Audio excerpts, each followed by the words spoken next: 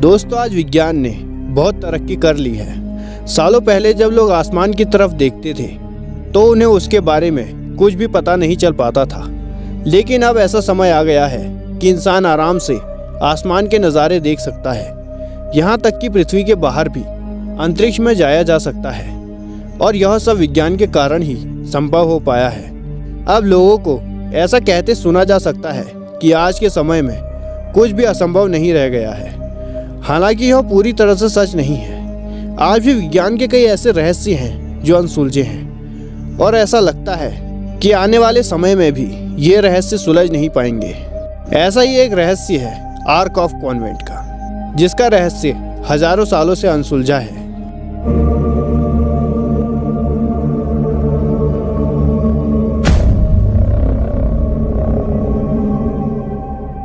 Arc of convent के बारे में कहा जाता है कि यह एक लकड़ी का बना हुआ, सोने से मढ़ा हुआ एक रहस्यमयी और पवित्र संदूक है जिसमें 10 धर्मों के आदेशों की किताबें रखी हुई हैं। मान्यता यह भी है कि संदूक में 2 पत्थर रखे हुए हैं जिन पर 10 आज्ञाएं लिखी हुई हैं। वहीं कुछ लोगों का यह भी मानना है कि संदूक में कई ऐसी वस्तुएं रखी हुई हैं जो जादुई हैं और इनका उल्लेख बाइबल में किया गया है।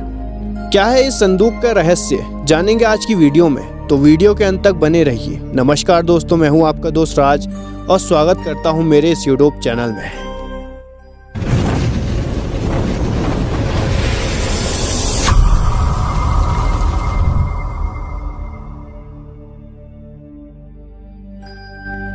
दोस्तों, यह लगभग 2.5 फुट ऊंचा और चौड़ा और 4.5 फुट लंबा एक बक्सा था। यह लकड़ी का बना हुआ और सोने की पत्ती से ढका हुआ था। इसे 2 लंबे डंडों के माध्यम से ले जाया जाता था। कहा जाता है कि आर्क ऑफ कॉन्वेंट पहले यरूशलेम में था, लेकिन 587 ईसा पूर्व जब यहूदियों के इस पवित्र शहर पर बेबीलोनियन सेना ने हमला किया तो यह शहर पूरी तरह से तबाह हो गया। उन्होंने कई पवित्र मंदिरों को तोड़ दिया। उन्हीं में से किसी एक मंदिर में आर्क ऑफ कॉन्वेंट रखा हुआ था, लेकिन उसका क्या हुआ इसके बारे में आज भी कोई कुछ नहीं जानता।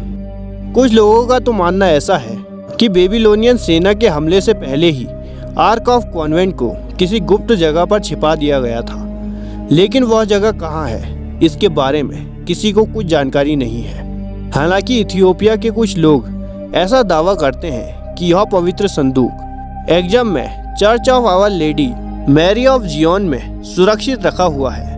उनका मानना है कि 10वीं शताब्दी में इस संदूक को इजराइल के राजा सोलोमन और रानी शेबा के बेटे मेनेलिक एग्जम यहाँ लेकर आए थे।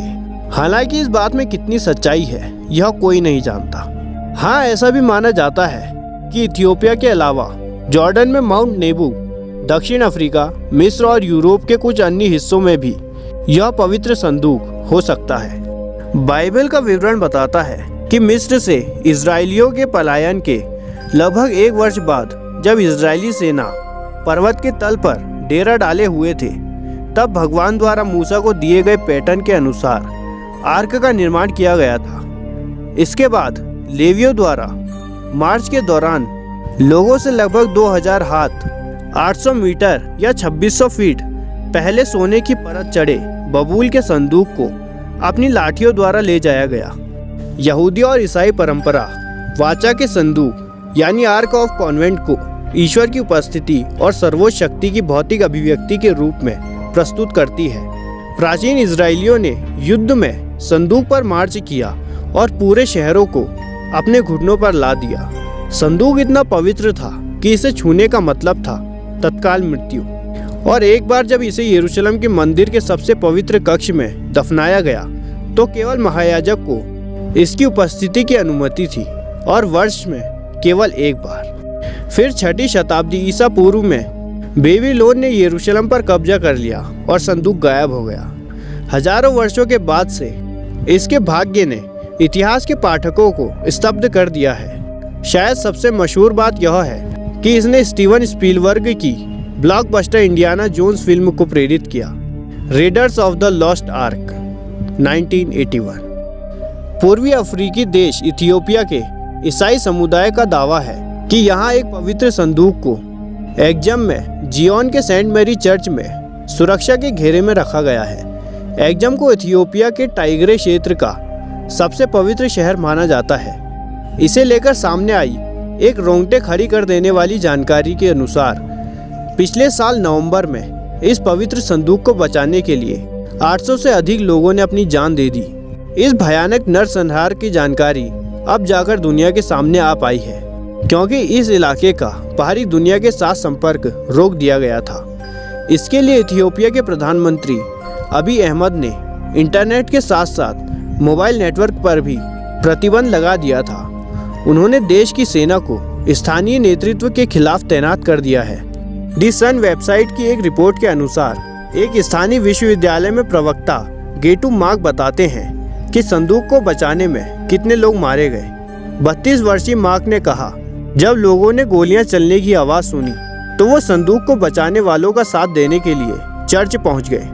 निश्चित तौर पर कुछ लोगों की ऐसा करने में जान चली गई। एक्जम में रहने वाले चर्च के एक सदस्य ने बताया कि किस तरह उसने शवों को गिनने में, पीड़ित के पहचान पत्र एकत्रित करने में और सामूहिक रूप से शवों को दफनाने में मदद की।